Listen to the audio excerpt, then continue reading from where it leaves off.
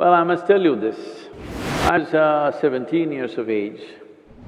I had measles, I had typhoid and relapse. I had smallpox. I have proof on my nose.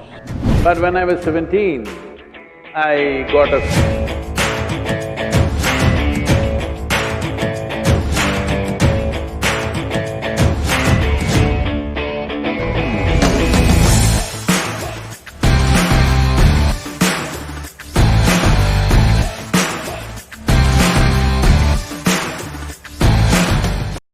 Namaskaram Sadhguru. The first question is from Lavanya.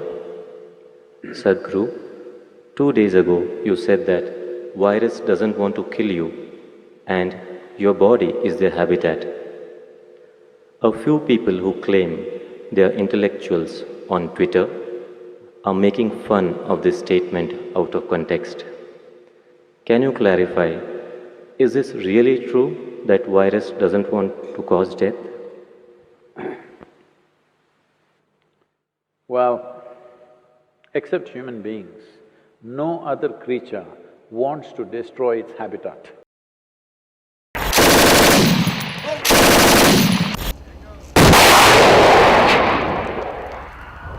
IDF 30mm grenades hitting inside the compound, getting close, real close. I mean, we took a casualty.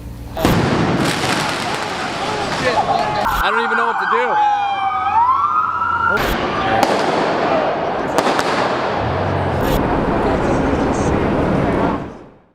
It's only human beings who are known to do that. So they also don't do it by intent, unconsciously they do it. Similarly, virus also does it unconsciously. It wants to live in you, but it overdoes its act, and you and me might die. Well, I must tell you this. I was 17 years of age. By then, I had measles, I had typhoid and relapse. I had smallpox, I have proof on my nose. All kinds of things, anything and everything young children or boys can get. But through all this, it never really put me down. Even when I had typhoid relapse, running high temperature, I was still playing games and doing things where the only advantage was you didn't have to go to school. So I liked these things, whatever they called it, I really liked it because you didn't have to go to school, you were officially bunking. But when I was 17, I got a cholera. But I saw this damn thing. Within 2 hours after I realized I have this, it just knocked me down cold. Well, I'm like almost unconscious. I hear my mother, my grandmother all crying, oh, we lost the boy, we lost the boy. And my grandmother is feeling my nose, my God, no, the nose has gone cold, he's finished. Everybody's crying and my father is like, he's a doctor, he's trying to do whatever he can. Then 2 more doctors came and really I was just passing out completely, just within 2 hours. But by next day evening I sat up. The second day, I got up and started moving out. They said, you cannot move out, and they locked me up in the room. But I said, at least let me be on the terrace so that I can move around a little bit. Then they let me be on the terrace. Then this bothered me, till now many things I had, I enjoyed them because they prevented me from going to school. But here this damn whatever knocked me down in such a way that I almost died. So I wanted to know something. These are not the days of internet and Google, you can just ask. So I went into the school library and inquired with the librarian, and she gave me a book on pathogens. I had not heard that word till then, because I rarely went to the biology class. So I read through this book. It had various kinds of things and what they do and everything. Then it was bothering me, how is this some little thing that I can't even see can take me off like this. Then I came and had a conversation with my father. He was an accomplished doctor. And then he explained many things to me and I said, I don't like this damn thing knocked me off almost. What is this? Then he was telling me many things about what these things are that never left me. I even now remember every word that he said and what I read in that book also, because this was experiential challenge for me. It was a life-threatening kind of stuff that happened to me, so I was not fearful, but it was like being beaten in a hockey match or a cricket match, you know. That's the kind of feeling I have.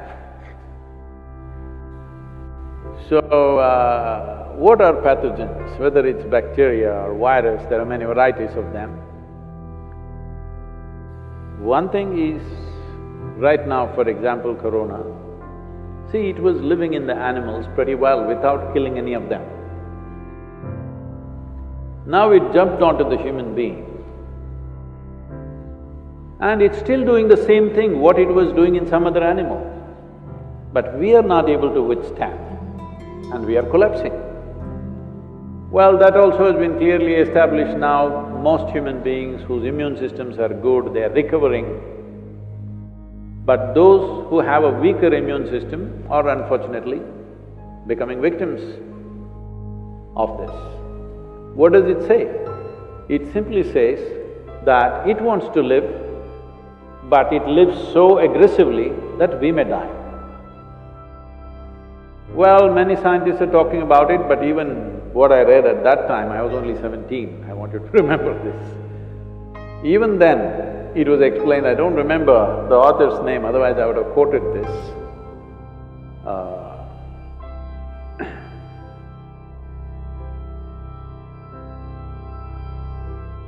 Even then, they clearly explain that most of the viruses and bacteria which enter us, who are within us right now, who are in many ways assisting our life process, not harming us, they were at one time could have been very harmful, but they understand if they live like that, they will destroy their own habitat. So they will mutate into something milder over a period of time and then learn to live with us. They were living with other animals comfortably. Other animals survived comfortably with them. They were also… This is the nature of life, that one inside the other, one inside the other, so many life forms, trillions of life forms are all living enmeshed into each other. We are also that. Trillions of bacteria and virus are living in this right now. These… like for example, if you do Mantoux test for Indians, almost all of us will fail Mantoux test. Mantoux test is for tuberculosis bacteria. Almost all Indians will fail this test because all of us have substantial amount of tuberculosis bacteria in us, but we don't have tuberculosis as a disease. Well, so they came up with another name, they're calling it primary complex or whatever else that happens in children, but that shows some symptoms.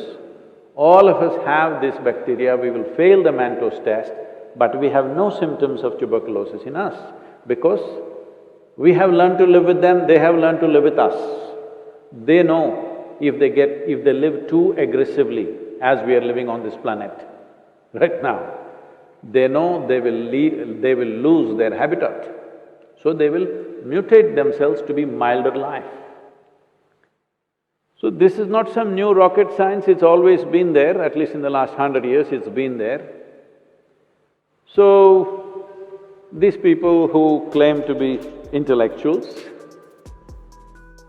well, it looks like they didn't even go to their pre-university because I was in my pre-university at that time when I read this. It was part of our library, so it must have been probably in the textbook also, but I didn't read the textbook. Maybe these intellectuals did not even get to their pre-university. They think The qualification to be on Twitter is that they must have a bird brain. They think that's a qualification to tweet? Well, it's unfortunate. At a time like this, when there is an imminent disaster waiting ahead of us, for the nation, for the world, to a point where countries are putting out their armed forces against their own people right now, you need to understand how serious that is. How serious is it that entire United States Army is out there to prevent their people from coming on the street? Indian police is out there on the streets, aggressively enforcing it. That's because they realize how serious a matter it is. But even at a time like this, these people cannot stand up and do something useful and positive for somebody around them. All they do is just this rubbish. They think they got a doctorate or they became doctors on the Twitter. Avian doctors at least they should become. Well, it's very unfortunate. There is a segment of population which doesn't care what happens to people around them, which doesn't care what happens to the nation, it doesn't care what happens to the rest of the humanity. All they have is their own vitriol spilling poison all the time. Well, I hope at least the virus will cure them of this poison. Now these few days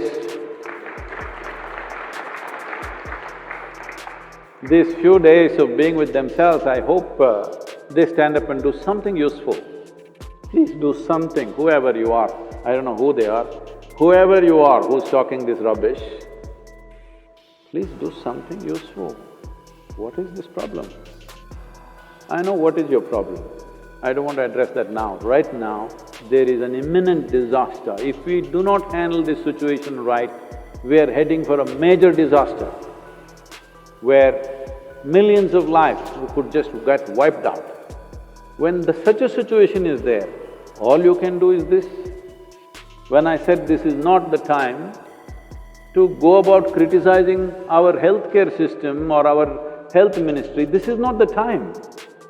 This is the time everybody stands up and does something, whatever little positive things we can do in our lives. Because this is not ordinary time.